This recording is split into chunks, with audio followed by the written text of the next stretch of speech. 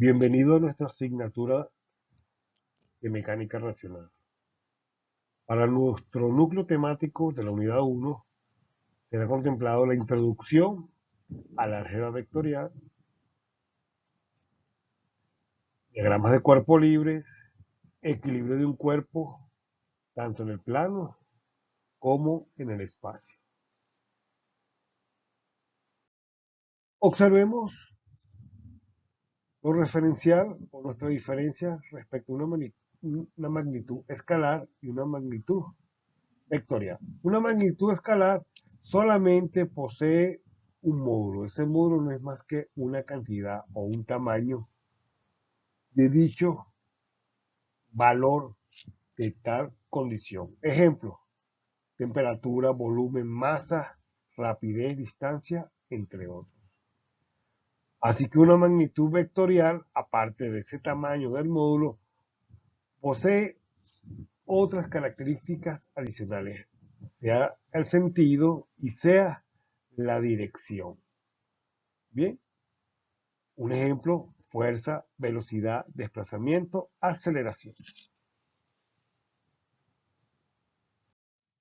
En tal sentido, nuestra álgebra vectorial, visto en la lámina anterior, las diferencias entre un escalar y un vector, entonces definimos a un vector como una expresión matemática que posee módulos, dirección y sentido. Fíjense que acá en azul estamos representando nuestro vector, el cual posee un módulo. Ese módulo es un tamaño. Fíjense que tiene una flechita acá que está indicando en cuál sentido él va desarrollando o apuntando. Y nuestra dirección es con respecto a este punto de referencia, si hacemos nuestra horizontal, nuestra dirección con respecto al lambda.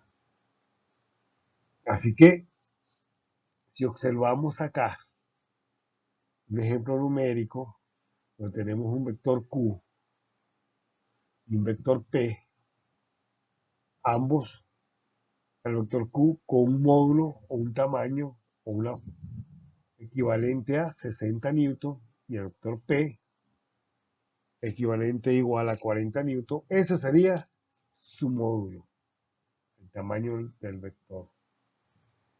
La dirección sería no es más que la orientación de ese segmento de recta con respecto al plano o al espacio que lo contiene. Fíjense, tendríamos una dirección de 20 grados si lo observamos acá en este sistema de coordenadas norte, sur, este, oeste. Él estaría en sentido de 20 grados o sur-este.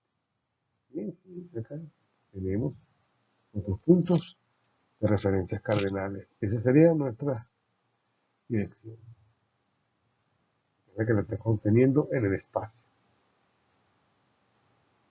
Y nuestro sentido es donde está apuntando la flecha.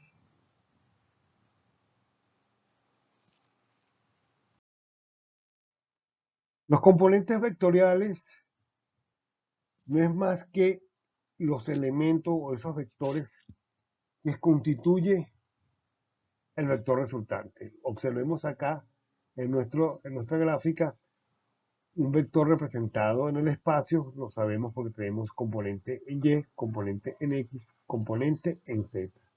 Tenemos componente en Y, le llamamos B sub Y, B sub X para X y B sub Z. Por lo tanto, el vector resultante es el que tenemos acá señalado en color azul y no es más que la suma de las componentes para cada uno de las representaciones en el eje de dicho vector. En tal sentido, vemos que nuestras operaciones con vectores tenemos adición, sustracción y el producto escalar.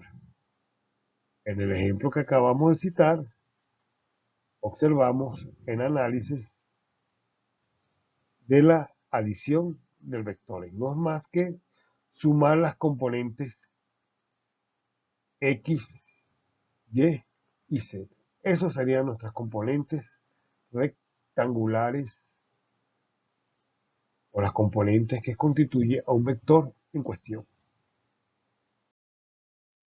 Para el análisis de nuestro diagrama de cuerpo libre, observemos acá lo plasmado.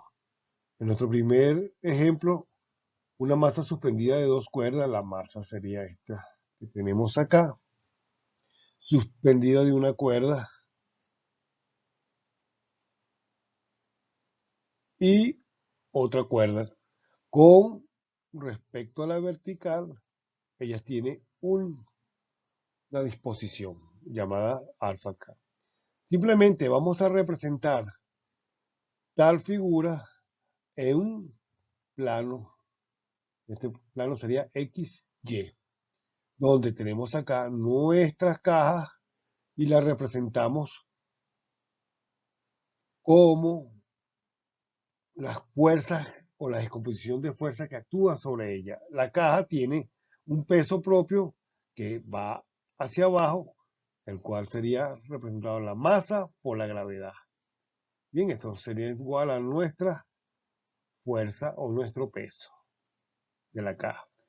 Y acá tenemos representado las cuerdas, la cual llamamos, esa fuerza la denotamos como T, de tensión, y representamos esa tensión tanto en la componente horizontal, recuerden que este sería X y esto sería Y, y en su componente